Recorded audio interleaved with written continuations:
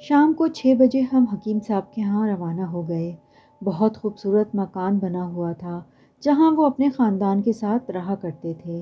بیٹوں کی بیویاں، پوتے پوتیاں، ان کا کمرہ الگ تھلگ تھا جہاں ان کی ساری کائنات سجی ہوئی تھی۔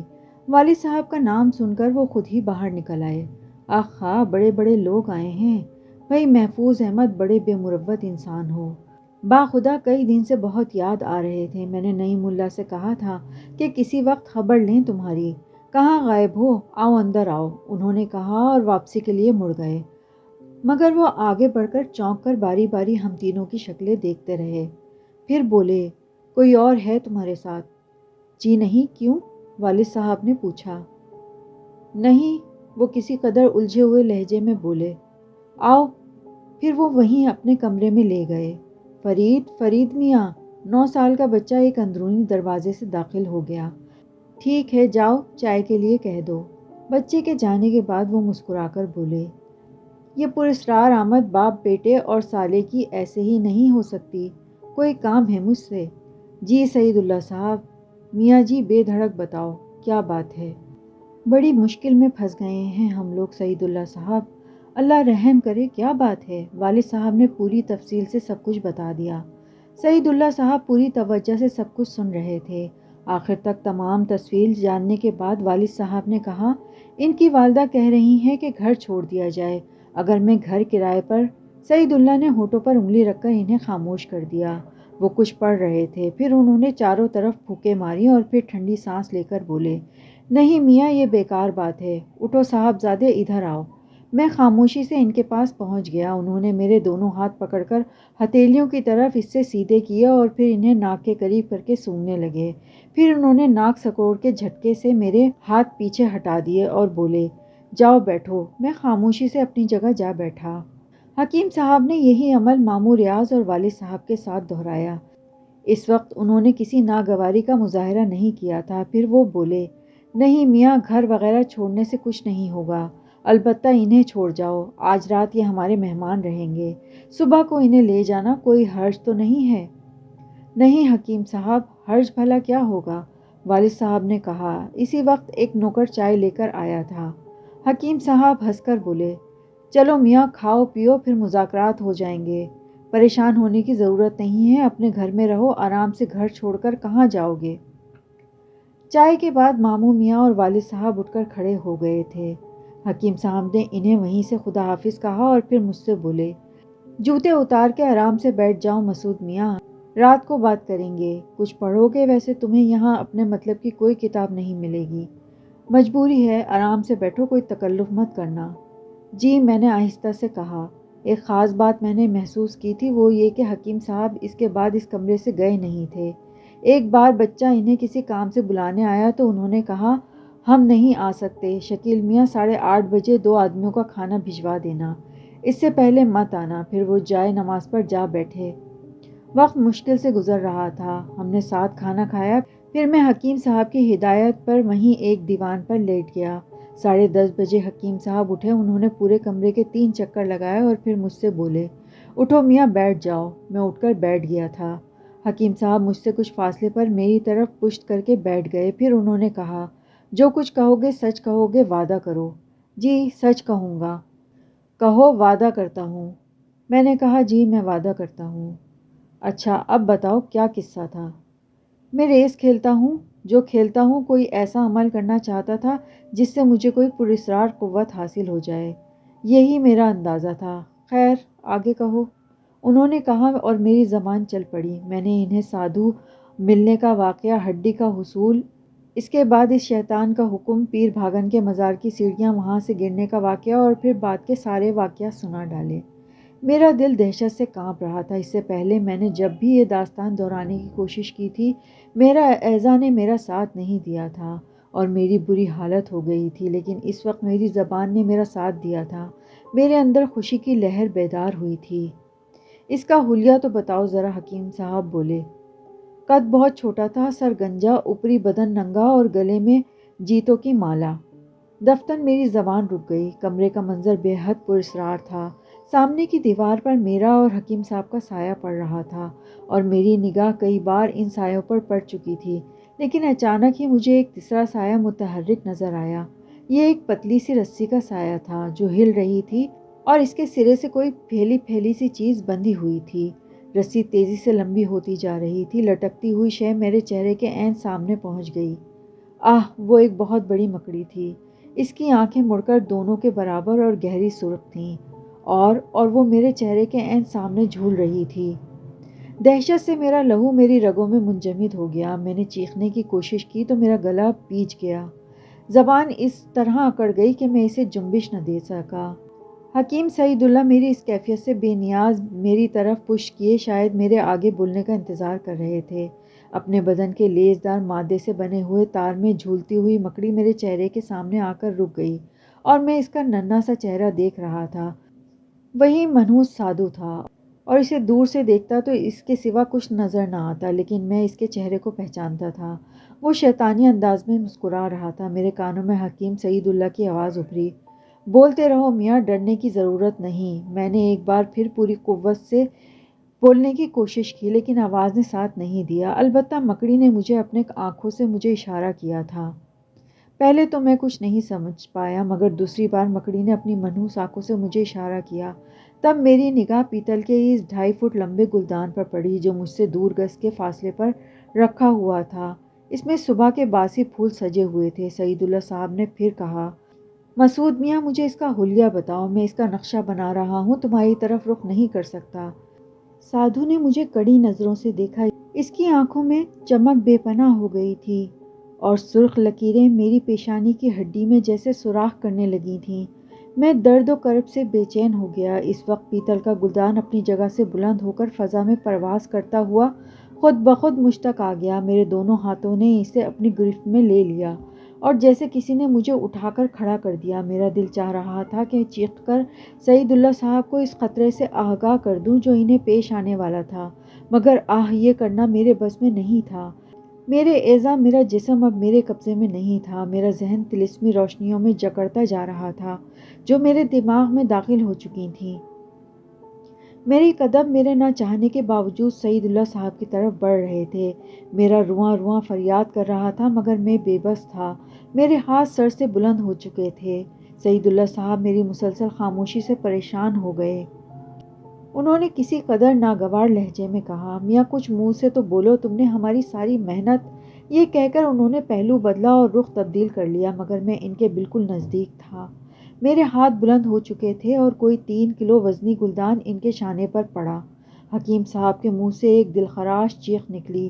میرا ہاتھ دوبارہ بلند ہو گیا تھا۔ حکیم صاحب نے بے اختیار سر کا دفاع کرتے ہوئے کلائی سامنے کر دی اور گلدان کی ضرب سے ان کی کلائی چکنا چور ہو گئی۔ اس بار وہ پہلے سے بھی زیادہ زور سے چیخے تھے اور اس کے ساتھ ہی انہوں نے دروازے کی طرف دوڑ لگائی تھی، مگر قدموں نے ایک لمبی رفت بھری اور پھر دوبارہ ان کے قریب پہنچ گیا۔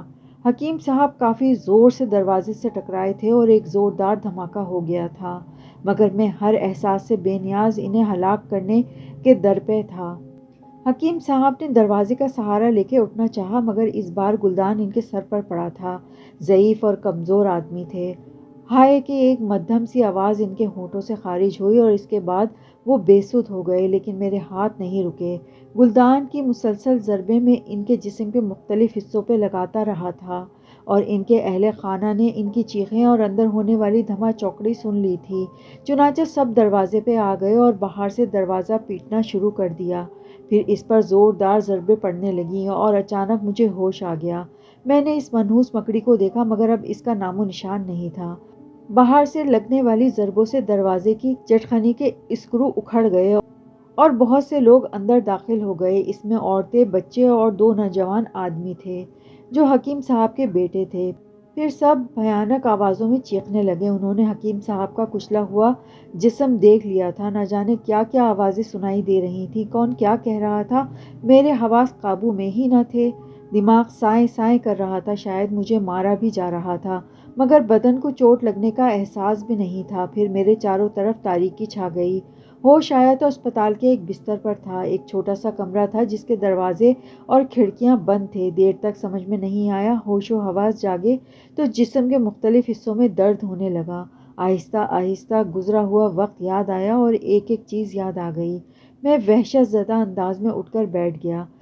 اس منحوس غلیظ جانور نے میرے ہاتھوں حکیم اللہ سعید صاحب جیسے نیک انسان کا قتل کروا دیا تھا۔ اس کے بعد کیا ہوا تھا وہ صحیح طور پر اب یاد نہیں آ رہا تھا۔ بستر پر پاؤں لٹکا کر بیٹھ گیا۔ پھر دروازہ تھوڑا سا کھلا، کسی نے جھانک کر اندر دیکھا اور فوراً ہی دروازہ بند ہو گیا، لیکن چند ہی لمحات کے بعد پھر کھلا اور ایک زبردست جسامت کا مالک پولیس آفیسر کمرے میں داخل ہو گیا۔ اس کے پیچھے چند کانسٹیبل تھے اور اس کے بعد ایک ڈاکٹر اور ایک نرس۔ پولیس آفیسر نے باروب لہجے میں کہا، دیکھیے ڈاکٹر صاحب، معائنہ کیجیے اس کا، ہم اسے لے جانا چاہتے ہیں۔ ڈاکٹر نے آگے بڑھتے ہوئے کہا، بس ہوش میں آ جانے کا انتظار تھا، جسم پر کوئی چوٹ نہیں ہے جس کا باقاعدہ علاج کیا جائے، پھر بھی میں دیکھ لیتا ہوں۔ اس نے آلہ لگا کر میرے دل کی دھڑکنوں کا معائنہ کیا، جسم کے مختلف حصوں کو ٹٹولا اور میرا شانہ تھپتھپاتے ہوئے بولا، ٹھیک ہے انچارج صاحب، بالکل ٹھیک ہے، درست آدمی ہے، کوئی بات نہیں، اسے آپ لے جا سکتے ہیں۔ انسپکٹر نے اپنے ساتھی کانسٹیبلوں کو اشارہ کیا اور انہوں نے میرے ہاتھوں میں ہتھکڑیاں ڈال دیں۔ میں حیران تھا، خوف سے میرا دل بند ہوا جا رہا تھا، ہونٹ خشک ہو رہے تھے، ہوش و حواس اس وقت بالکل بحال تھے سوائے جسم کے کچھ حصوں کے۔ درد کے اور کوئی کمی محسوس نہیں ہو رہی تھی۔ انسپکٹر نے مجھے گردن سے پکڑ کر اٹھاتے ہوئے کہا، چل اوئے آگے بڑھ۔ خاموشی کے سوا کوئی چارہ کار نہیں تھا، کسی سے کچھ کہنے کے لیے الفاظ بھی نہیں تھے میرے پاس۔ بے چارگی کے انداز میں کمرے کے دروازے سے باہر نکلا تو یہ دیکھ کر دل حلق میں آ گیا کہ باہر سبھی موجود تھے، ماموں ریاض، والد صاحب اور والدہ، چھوٹی بہن اور بھائی۔ سب کے چہرے اس طرح مرجھائے ہوئے تھے جیسے ان پر خزاں آ گئی ہو۔ والدہ صاحبہ مجھے دیکھ کر پچھاڑے کھانے لگیں، والد صاحب نے دونوں ہاتھوں سے منہ چھپا لیا، چھوٹی بہن بھائی دونوں ہاتھ پھیلا کر آگے بڑھیں اور بولیں، بھائی جان بھائی جان۔ لیکن انسپکٹر نے ہاتھ میں پکڑا ہوا ڈنڈا سامنے کرتے ہوئے کہا، نہیں بی بی، خود کو سنبھالے رکھو، قریب آنے کی اجازت نہیں ہے، یہ مجرم ہے، یہ قاتل ہے، اس سے دور رہو۔ بہن نہ جانے کیا کیا کہنے لگی۔ میرے کان ایک بار پھر سنسنانے لگے تھے، والد صاحب بیچارے چہرے سے ہاتھ ہی نہ ہٹا پا رہے تھے۔ ماموں ریاض نے البتہ ہمت کر کے میرے قریب پہنچتے ہوئے کہا، فکر نہ کرنا مسعود میاں، ہم تمہاری ضمانت کرانے کی بھرپور کوشش کریں گے، بالکل بھی فکر مت کرنا، ہم زندہ ہیں، جو کچھ بھی بن پڑے گا ہم وہ کریں گے، ہم تمہارے لیے ضرور کچھ کریں گے، ماموں ریاض کہتے رہے، لیکن میں نے ان کی کسی بات کا جواب نہیں دیا۔ ماں اور بہن کی کیفیت دیکھ کر دل پھٹا جا رہا تھا، جی چاہ رہا تھا کہ دوڑ کر ماں سے لپٹ جاؤں، اور ان کی آوازیں کانوں میں گرم سیسے کی مانند اتر رہی تھیں۔ چھوٹا بھائی آنکھیں پھاڑے مجھے دیکھ رہا تھا، ہر شخص کی ایسی کیفیت تھی کہ تصور کرنا تو سینہ پھٹ جاتا۔ پھر وہ سب پیچھے رہ گئے۔ ماں کی آوازیں اب بھی میرے کانوں میں آ رہی تھیں، بچا لو میرے بچے کو، وہ بے قصور ہے، بے گناہ ہے۔ مجھے ایک گاڑی میں بٹھا دیا گیا اور باقی سب لوگ پیچھے رہ گئے۔ اب میں انسپکٹر کے رحم و کرم پر تھا۔ کچھ دیر کے بعد ہم تھانے پہنچ گئے اور مجھے لاک اپ میں بند کر دیا گیا۔ کسی نے مجھ سے کچھ نہیں کہا تھا۔ انسپکٹر چلا گیا اور میں لاک اپ میں زمین پر بیٹھ کر دیوار سے ٹیک لگائے گزرے ہوئے واقعات پر غور کرنے لگا۔ اب اتنا بھی احمق نہیں تھا کہ اس بھیانک صورتحال کو نہیں سمجھ پاتا۔ میں نے ایک قتل کیا تھا اور بڑی وحشت اور درندگی کے عالم میں کیا تھا۔ حکیم سعید اللہ میرے ہاتھوں مارے گئے تھے، مگر میں کسی سے کہتا کہ انہیں قتل کرنے والا میں نہیں تھا تو لوگ ہنسنے کے علاوہ اور کچھ نہ کرتے، چنانچہ ایسی باتیں کرنا ہی حماقت تھی۔ دروازے کے سامنے موجود پہرا دینے والا سنتری مجھے عجیب سی نگاہوں سے دیکھ رہا تھا۔ میں نے گردن جھکا لی اور آنکھیں بند کر لیں۔ دن گزر گیا، غالباً میں پچھلی رات بے ہوش رہا تھا اور اس وقت دن کے تقریباً 11 ساڑھے 11 بجے تھے۔ بہرحال شام ہو گئی۔ رات کو مجھے سلاخوں کے پیچھے سے روٹی اور سالن دیا گیا اور پانی کا ایک گلاس۔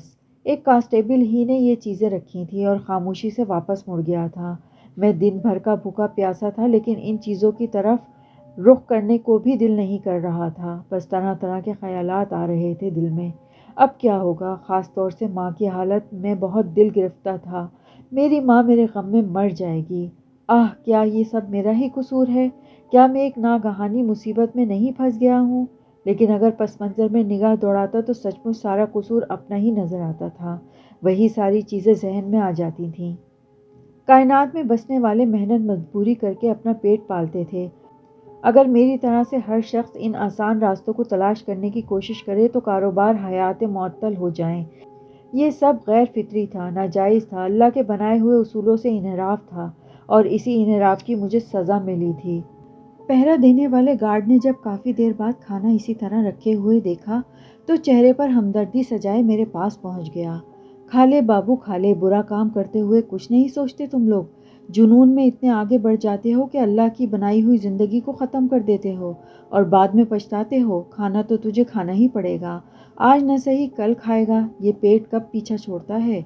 मैंने उदास निगाहों से गार्ड को देखा, हालात से बेखबर इंसान इससे ज़्यादा और क्या कह सकता था। फिर मैंने आहिस्ता से कहा, भाई इस वक्त भूख नहीं है, बाद में खा लूँगा। तेरी मर्ज़ी है, मगर तूने ऐसा क्यों किया? हाँ, अल्लाह से हमेशा तौबा करनी चाहिए। गार्ड ने कहा। खाना इसी तरह रखा रहा। रात हो गई और मैं ज़मीन पर कंबल बिछाकर लेट गया।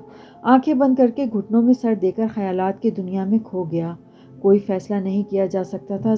जाहिर है जो कुछ हुआ था इसमें मेरा अमल भी बराबर शामिल था।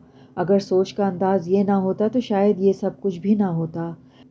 नींद अलबत्ता फराग दिल है, इसने अपनी आगोश मुझसे नहीं छीनी थी और रात के किसी हिस्से में मेरी आंखों में आ बसी थी और इसकी मेहरबानी ने सोचों के दुख से निकाल दिया था। और इस वक्त जागा जब सूरज की किरणें चारों तरफ फैल चुकी थीं और एक रोशन दिन निकल आया था। लेकिन ये रोशन दिन बड़ा तकलीफ दे महसूस हुआ।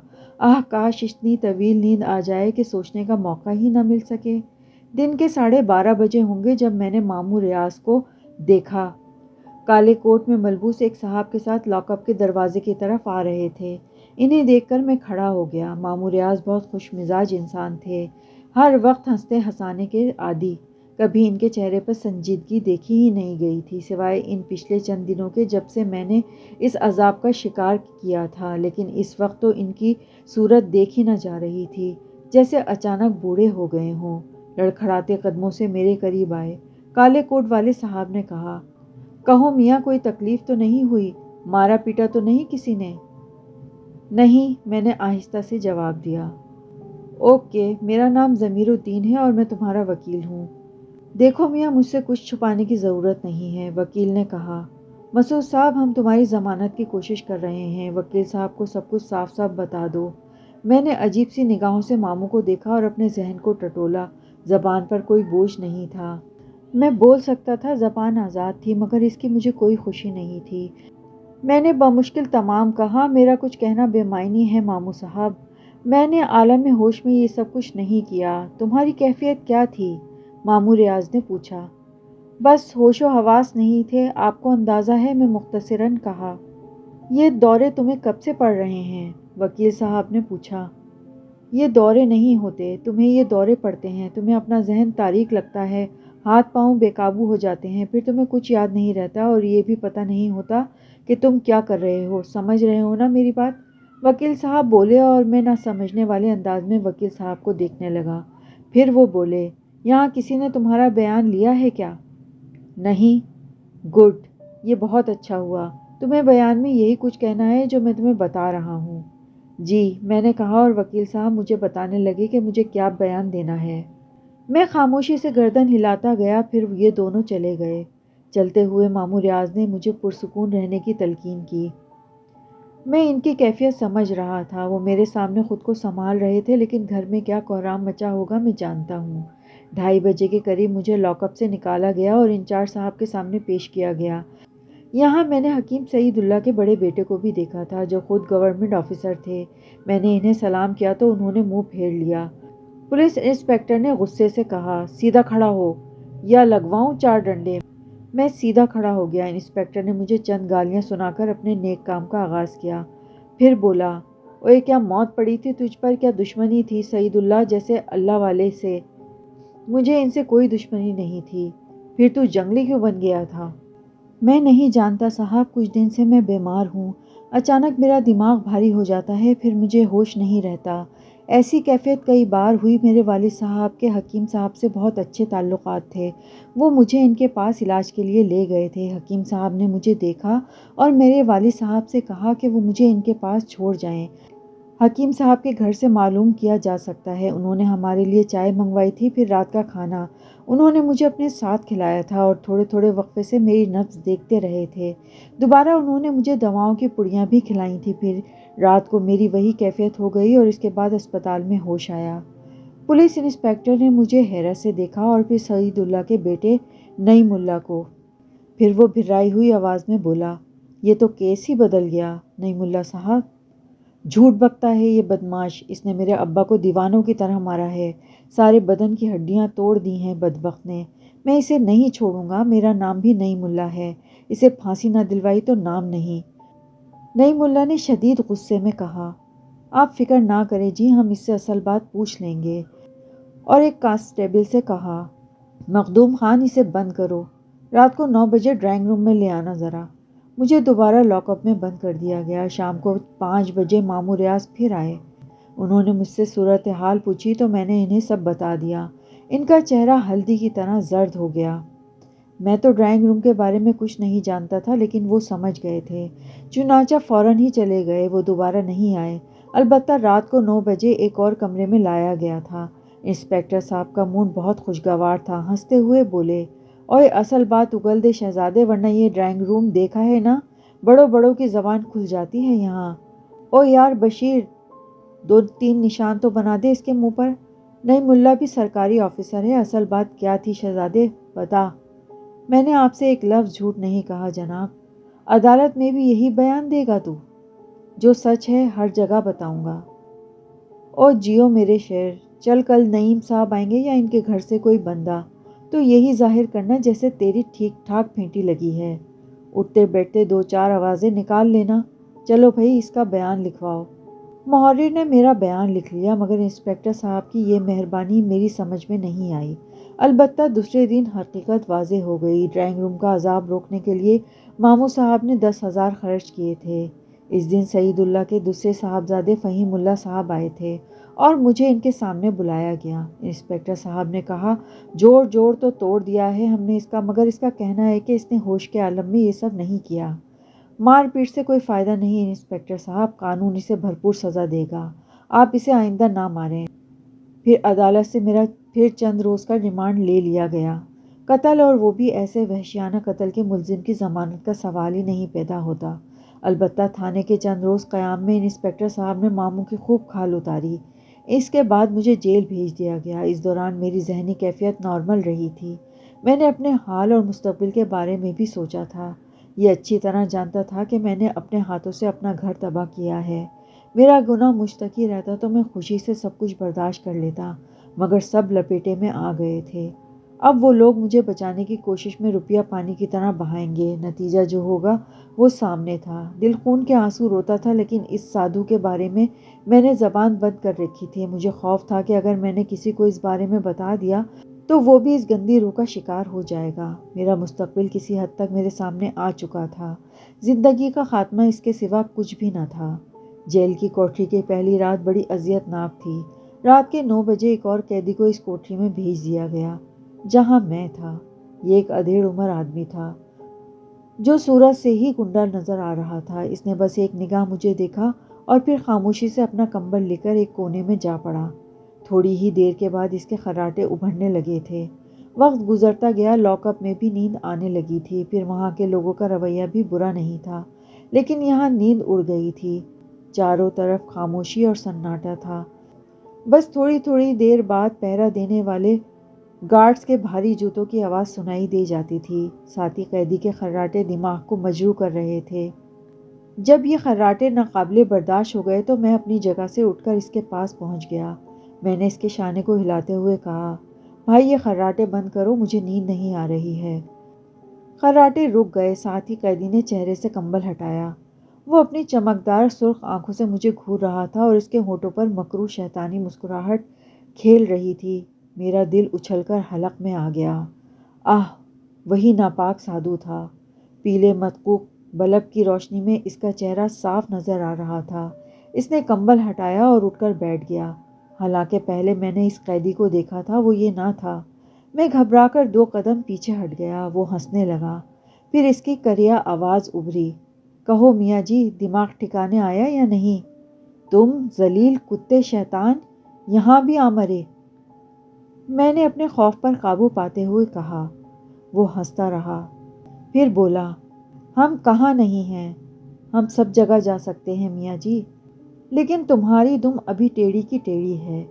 ایک ذرا سا کام کیا کہہ دیا تھا، تم سے ہمارا کام کر دو، سب ٹھیک ہو جائے گا۔ اب بھی کچھ نہ بگڑا میاں جی، ہماری بات مان لو، ہمیں بھاگن کے مزار پر پہنچا دو، بھگوان کی سوگند سب ٹھیک ہو جائے گا۔ تو غلیظ ناپاک کتے، اس پاک مزار پر جا کر کیا کرے گا؟ یہ تمہاری سمجھ میں نہ آئے گا میاں جی، تم بس ہمارا کام کر دو اور پھر مزے کرو، ایسے عیش کرو گے کہ جیون بھر دعائیں دو گے ہمیں۔ خدا کی قسم، اپنے ماں باپ کی قسم، مجھے کچھ بھی ہو جائے میں تیرے ناپاک وجود کو اس پاک جگہ کبھی نہیں پہنچاؤں گا، یہ میرا عہد ہے۔ تو پھر ہم بھی تمہیں بتا دیں گے میاں جی، ایسا حال کر دیں گے تمہارا ہم کہ موت بھی تم سے گھبرائے گی، جو کہیں وہ کر کے دکھائیں گے۔ غلیظ ناپاک کتے، میں تجھے فنا کر دوں گا، میں تجھے زندہ نہیں چھوڑوں گا۔ میں نے اچانک اس کی گردن پکڑ لی اور اس کے منہ سے دلسوز چیخیں نکلنے لگیں۔ مجھ پر جنون سوار تھا، مجھے باہر گارڈز کی چیخو پکار نہیں سنائی دی۔ وہ اندر گھس آئے تھے، اسے میری گرفت سے چھڑانے کی کوشش کر رہے تھے، مگر اس میں ناکام تھے۔ پھر شاید میرے سر پر ضربیں لگائی گئی تھیں اور اس کے بعد مجھے ہوش نہیں رہا تھا۔ نہ جانے کب ہوش آیا تھا، سر پھوٹا پڑا ہوا تھا، آنکھوں کے سامنے بار بار تاریکی چھا رہی تھی، بری طرح چکر آ رہے تھے، جی مالش کر رہا تھا۔ پھر حواس قابو میں آئے تو محسوس کیا کہ کسی بستر پر ہوں اور پیروں میں فولادی بیڑیاں پڑی ہوئی ہیں۔ گزرے لمحات یاد آنے لگے، سب کچھ یاد آ گیا، نہ جانے اس کے بعد کیا ہوا تھا۔ بعد میں تمام صورتحال کا علم ہو گیا اور اسے معلوم کر کے کیا بتاؤں کہ میری اندرونی کیفیت کیا ہوئی۔ وہ قیدی میرے ہاتھوں ہلاک ہو گیا تھا جس کا مقدمہ زیر سماعت تھا۔ مجھ پر ایک اور قتل کا مقدمہ قائم ہو گیا تھا۔ جیل کے حکام سخت پریشانی میں گرفتار ہو گئے تھے اور بڑے لے دے ہو رہی تھی۔ گارڈز نے میرے سر پہ زوردار ضربے لگا کر قیدی کو مجھ سے چھڑایا تھا، مگر اس وقت تک اس کا دم نکل چکا تھا۔ میرا سر بری طرح پھٹا ہوا تھا، جیل کے اسپتال میں میرا علاج ہو رہا تھا۔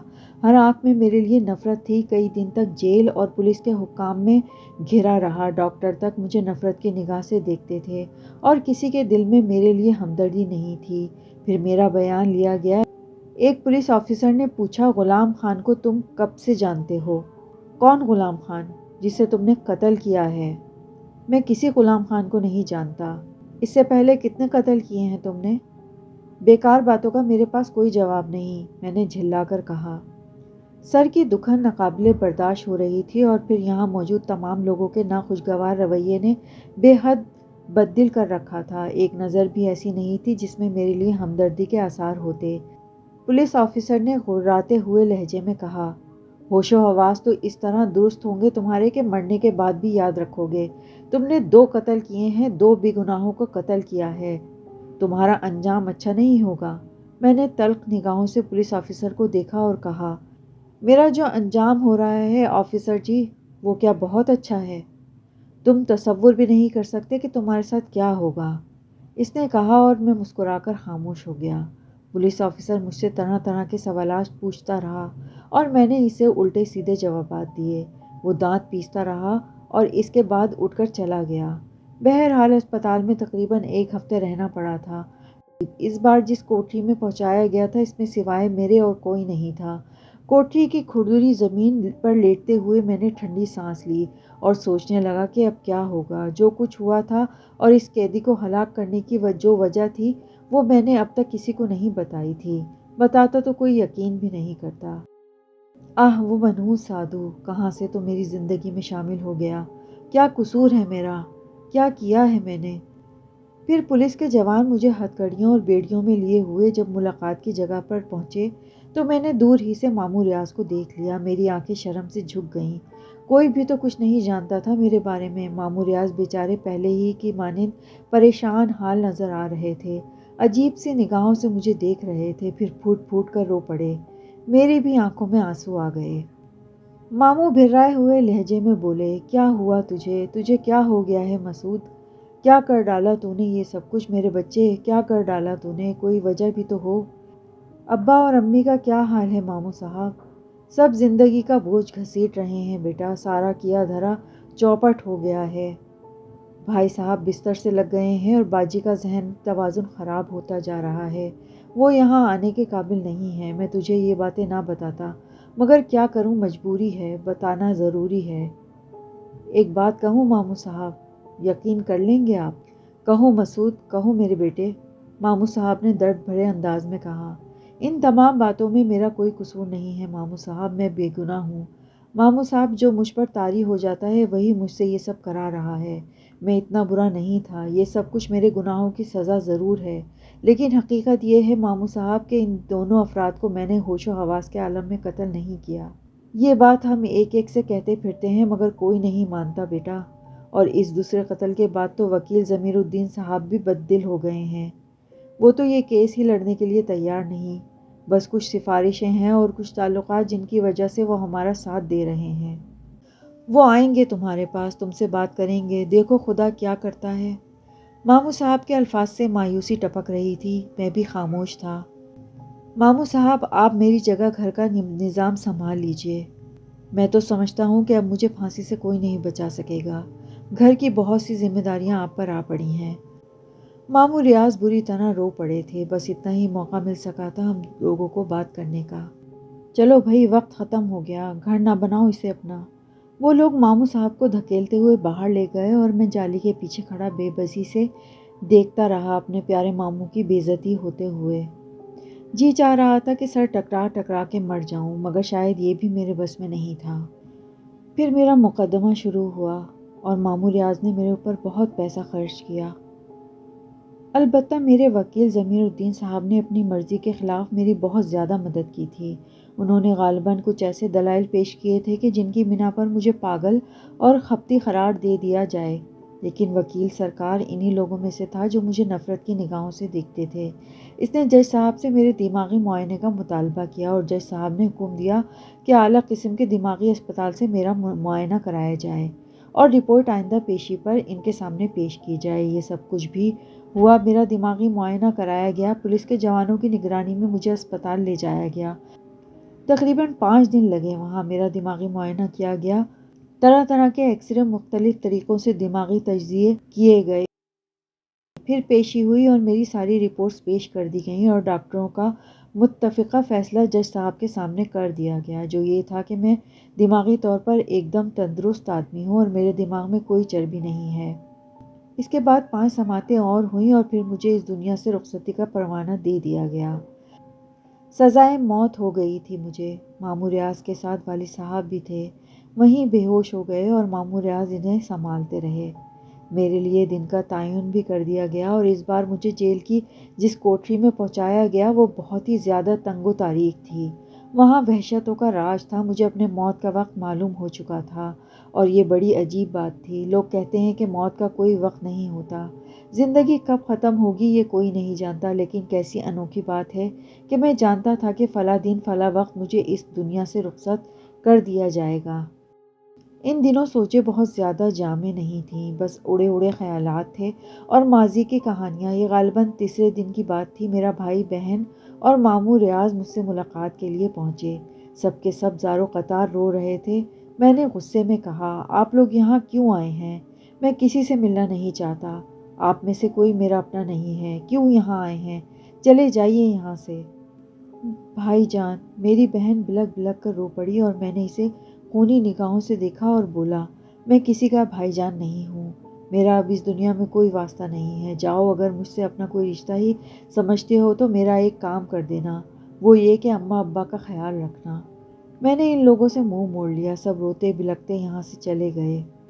میں تو اب ان لوگوں میں سے تھا جن سے دنیا چھین لی جاتی ہے، اور اب تو مجھے ساری باتیں بیکار لگتی تھیں۔ میں رات کو زمین پر لیٹ گیا۔ دوسرے دن پھانسی کی سزا دی جانی تھی مجھے۔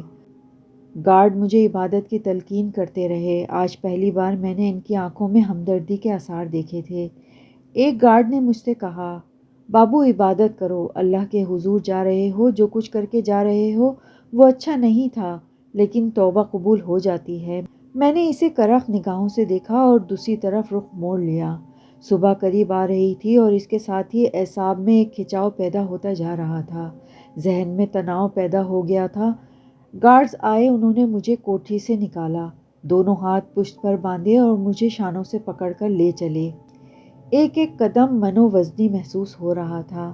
پھر دفتن کسی نے میرے گردن پر گدگدی کی اور میں چونک پڑا۔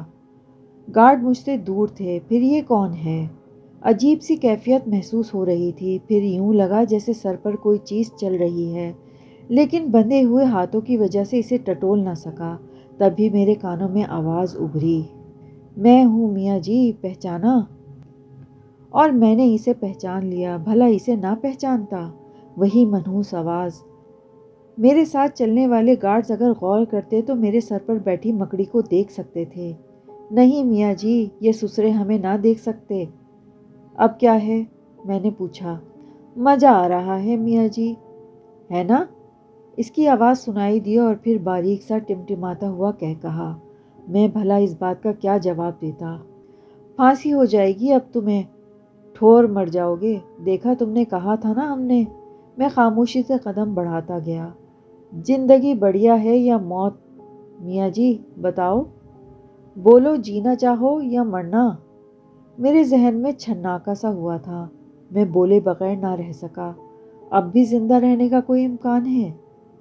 کیوں نہ ہے، ہم جو ہیں تمہارے ساتھ۔ اب تو کیا کر لے گا؟ اب میری موت کتنی دور ہے؟ میں نے کہا اور وہ پھر اپنی مکرو آواز میں ہنسا۔ تم بات تو کرو میاں جی، ہم کیا کر لیں گے یہ تو بعد میں ہی معلوم ہوگا۔